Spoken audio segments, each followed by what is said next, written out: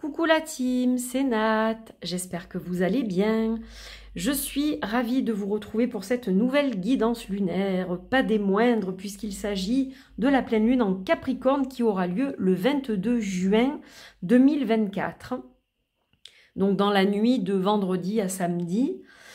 Alors, cette pleine lune, j'ai deux petites choses à vous dire avant de faire la guidance. Donc, on a eu au mois de mai une espèce de libération avec la pleine lune du mois de mai. Il y a quelque chose qui s'est libéré, il y a des réponses qui sont arrivées, des choses qui sont devenues plus légères. Voilà, on a eu cette sensation de se libérer et de pouvoir à nouveau avancer, profiter de la vie. Il y a eu une espèce de redémarrage un peu, qui s'est confirmé avec la nouvelle lune du mois de juin, il y a quelques jours.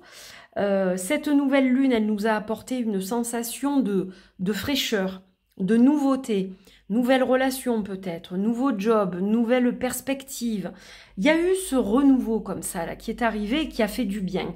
Mais bon, il y a quand même des choses qui fonctionnent pas.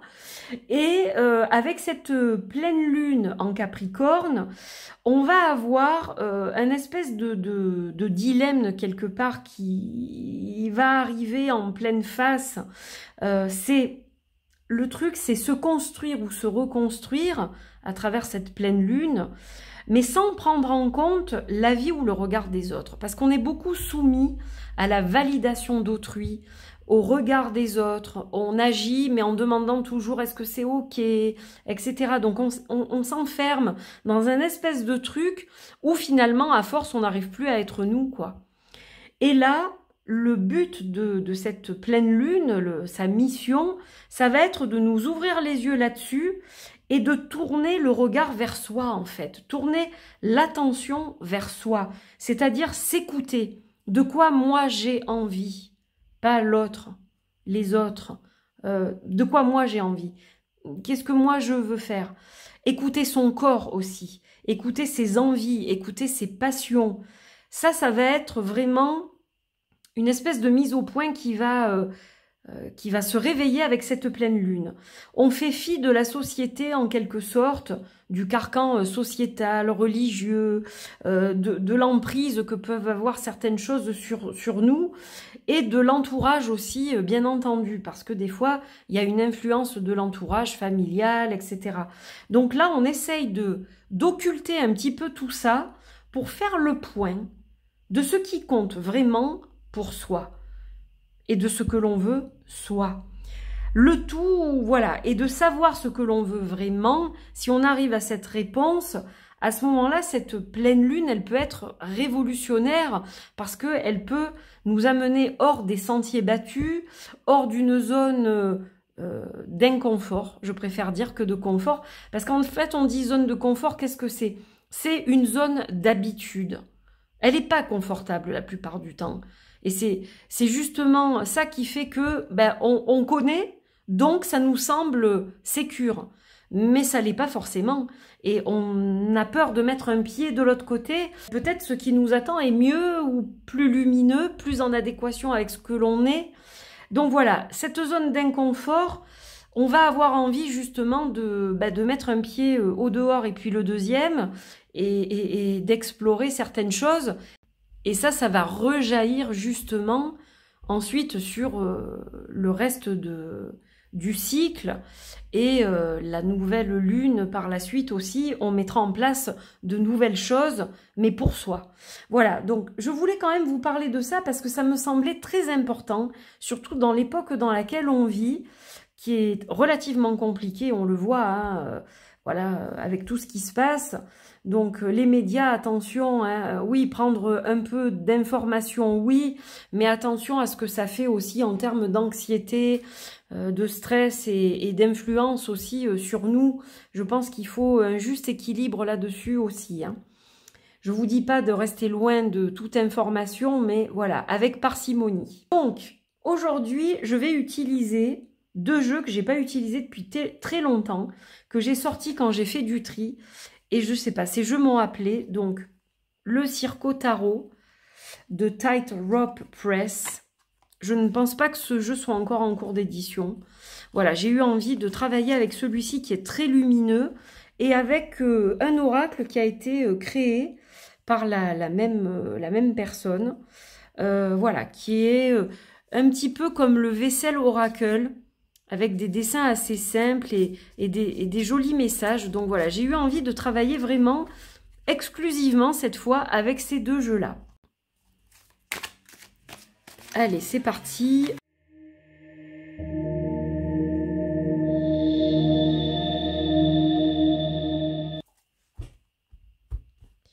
On a regardé le 2 des épées. Donc là, on a quand même, avec le 2 des épées, quelque chose qu'on ne voit pas, qui est occulté. Alors, ça peut être justement, par rapport à ce que je vous disais précédemment, parce qu'on tient trop compte de la vie des autres. Et à force de demander des validations, ben, on sait même plus ce que nous, on veut. Donc, on ne voit plus rien. Moi, je le vois comme ça, là, au niveau de cette carte-là. On a besoin de se détacher, je pense, du regard des autres, de certaines choses qui font que, finalement, on n'avance pas, hein. Alors, on a le page des coupes, on a le 7 de pentacle, les amoureux et l'as de pentacle. Alors, c'est vrai que pour moi, là, ce tirage, tout de suite, en l'observant comme ça, je vais juste rassembler mes cartes. Comme ça, on va pouvoir faire un petit peu de place pour l'oracle ensuite. Moi, ce que je perçois quand même, c'est qu'on a le page de coupe et on a les amoureux. Donc, on a quand même peut-être quelque chose qui est de l'ordre du sentimental. Je vous ai dit des bêtises, c'est le 2 de pentacle. Je vous ai dit le 7, non? C'est le 2, pardon. Je ne sais pas pourquoi j'ai dit le 7, puisque je vois bien le 2. Alors là, pour moi, il s'agit peut-être de trouver un équilibre, de retrouver un équilibre par rapport à quelque chose qui nous tient à cœur. Alors, en l'occurrence, ça peut être une relation sentimentale, puisqu'on a le page des coupes ici, puis on a les amoureux ici. Donc peut-être un choix que l'on doit faire en retrouvant l'équilibre, l'harmonie. On a vraiment besoin de ça pour avancer vers quelque chose de constructif. Là, c'est comme si on me parlait de construire une relation, une nouvelle relation. Alors, ça peut être aussi construire une nouvelle relation avec son travail. C'est pas forcément avec un homme ou avec une femme, ou du moins avec un individu. Mais c'est vrai qu'on a quand même bien ce côté affectif, ou du moins qui est proche du cœur. Donc là, l'important, le conseil qu'on vous donne, quelque part, c'est de prendre en compte, finalement, ben, cet équilibre qui, à un moment donné, a dû vaciller.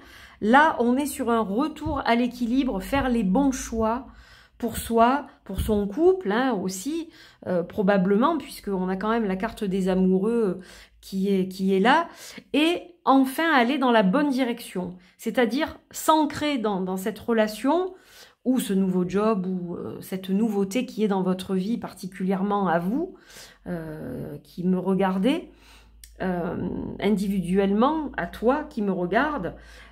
Dans tous les cas, on a quelque chose qui va dans le bon sens, dans le bon chemin. Donc, moi, au niveau un petit peu général, c'est un petit peu comme ça que je le canalise. Après, il peut y avoir des nuances, bien évidemment. Alors, si on creuse un petit peu, avec le page de coupe, on a ce côté nouveau aussi, hein. Le page de coupe, c'est un petit peu l'innocence. Les pages dans le tarot, c'est ce qui est jeune, ce qui est, c'est les débuts, c'est les commencements. Et là, on a quelque chose de léger, de frais, qui apporte de la joie. Alors, il y a aussi cette notion d'équilibre ici, hein, avec le 2 de pentacle, comme je le disais. On a vraiment cette notion d'équilibre, de retrouver l'équilibre, de retrouver une harmonie, mais ça n'empêche pas de prendre en considération plusieurs choses en même temps. On ne vous dit pas d'occulter certaines choses qui peuvent être importantes. C'est plutôt l'habilité de s'équilibrer dans un espèce de chaos, un peu finalement, hein. C'est un petit peu ça. Il y a une espèce de force qui ressort de ce personnage qui tient l'équilibre. Et puis, on a la romance avec les amoureux. Donc, vous voyez quand même, c'est bien lié à l'affectif pour moi. une relation, une romance qui était peut-être partie de travers et qui finalement a l'air de s'apaiser et de s'orienter vers quelque chose de beaucoup plus construit. On a une espèce de récompense là avec cette carte-là. Hein. On voit que, bon, bah, finalement, avec ces énergies lunaires, les choses ont l'air de bouger dans le meilleur sens que ce que c'était jusqu'à présent. Ça a été un petit peu le fouillis, mais là, le fait de retourner l'attention vers soi et vers son couple, en l'occurrence, eh bien, on a effectivement, sans prendre en compte ce que disent ou veulent les autres, c'est ça qui change la donne, hein, aussi, quelque part. Alors, on va voir avec... ça peut être pour des broutilles, je vais vous dire. Ça peut être juste, admettons que vous partiez en vacances avec votre belle famille.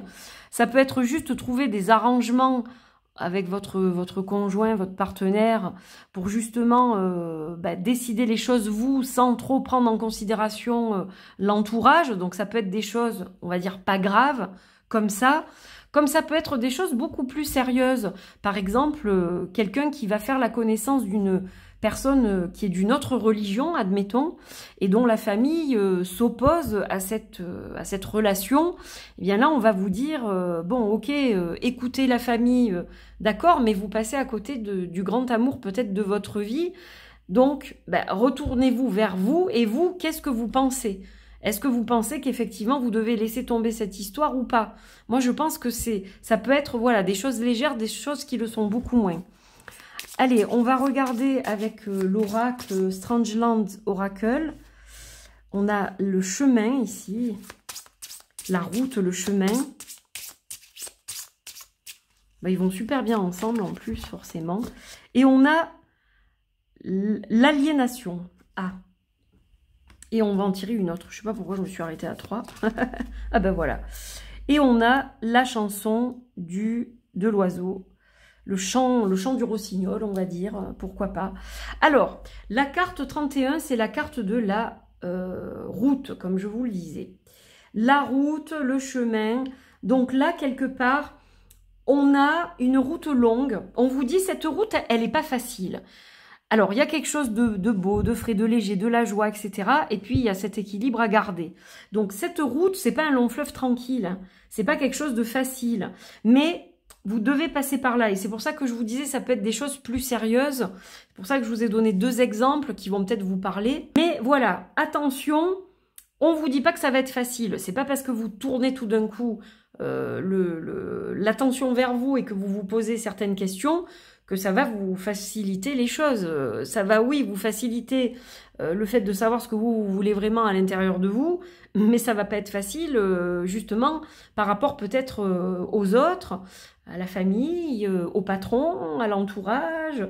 Il risque d'y avoir des vents contraires. Hein. Voilà, ne vous attendez pas à du tout beau, tout rose non plus. Mais même si ça devient compliqué, sachez que vous avez un pouvoir en vous et que vous pouvez dépasser tout ça.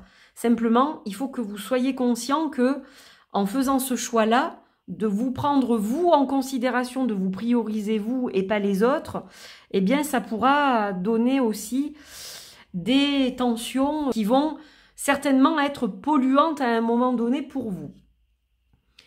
Ensuite, on a l'aliénation, avec ce petit martien qui fait la tête, là. Alors, vous vous sentez d'une autre planète, vous vous sentez seul sur cette planète Terre, vous vous demandez, mais enfin je ne viens pas d'ici, comment est-ce que je peux m'en sortir dans ce brouhaha, je ne comprends pas tout, etc. Alors parfois on ne peut pas tout comprendre tout de suite, d'accord? Ça, c'est compliqué. Moi, je vous dis, il faut laisser passer cette longue route, il faut la traverser, il faut le traverser, ce désert, pour changer de paysage. Et là, peut-être que vous arriverez justement à trouver une appartenance, enfin, à ce monde, on va dire. Parce que vous serez beaucoup plus épanoui, et ça, on le voit avec cette carte-là, étant donné que vous serez écoutez-vous et pas le voisin, vous voyez? Donc là, cette carte-là, elle nous parle, elle vous interroge. On a ce petit oiseau qui a l'air content de chanter. Mais n'oublions pas qu'il est dans sa bulle de verre, dans sa cage de verre. Donc là, on vous dit, est-ce que vous vous cachez? Est-ce que vous vous limitez? Est-ce que vous avez peur de l'échec? comment vous pourriez essayer de sortir de ce globe de verre, tout simplement, eh bien, en ayant le souhait de le faire, et on reste encore là dans les limitations qui peuvent être provoquées par tout ce qui nous entoure, en fait. On a des contraintes. Les contraintes, on en a tous. Forcément, à moins de vivre dans les bois, sans électricité, sans eau, en vivant de la chasse, de la pêche, etc. Mais sinon, on va forcément avoir des contraintes. Maintenant, il faut... Alors, ça, on ne peut pas passer outre, hein, on vit dans une société, donc c'est comme ça. Mais il faut quand même, pour certaines choses, penser à soi et se prioriser pour pouvoir aller dans la bonne direction, s'épanouir, s'ancrer là où il faut, parce que sinon, on risque de se sentir comme ça et d'avoir aussi, de toute façon, des tensions. Alors, les tensions, elles vont pas être peut-être extérieures, mais elles seront en vous, et ça sera compliqué de vivre toute une vie comme ça. Donc voilà, là, on vous dit... C'est l'heure de la reconstruction, du nouveau départ, de construire la personne que vous voulez être dans votre futur, que vous imaginez. Ben là, c'est le moment de faire ce qu'il faut, de faire les bons choix et d'avancer vers cette direction pour pouvoir enfin accéder au vous-même dont vous avez réellement envie et besoin, je dirais. Voilà les amis. Vous me donnerez vos impressions hein, dans les commentaires. C'est vrai que c'était un petit peu particulier, je trouve, comme guidance. Elle était, bon, à la fois très canalisée et en même temps assez légère et en même temps assez dure, parce que on voit qu'on a le pouvoir de le faire, mais ça va entraîner forcément un tsunami, et donc ça peut faire peur à certaines personnes qui peuvent se dire, bon non, si ça provoque un tsunami, si je me fâche avec tout le monde, etc., je vais peut-être rester à ma place, tant pis, je serai moi-même un autre jour. Ça, c'est à vous de voir. Personne ne vous oblige à quoi que ce soit, évidemment. C'est juste une guidance pour vous éclairer, pour vous faire prendre conscience de certaines choses. Après, évidemment, vous êtes acteur de votre vie, je ne le redirai jamais assez, et vous avez le libre arbitre, et vous avez votre bon discernement. Donc, voilà, vous vous écouterez de la façon dont vous avez envie de vous écouter. C'est comme ça que je terminerai cette vidéo. Merci de m'avoir suivi. Je vous embrasse, je vous dis à bientôt pour de nouvelles vidéos. Bon rituel pour ceux qui en font au niveau de la pleine lune. Et puis si vous allez l'admirer en plein air, puisque le temps pourra peut-être le permettre dans la plupart des régions, je pense, eh bien profitez bien de ces énergies lunaires. À bientôt, bye bye.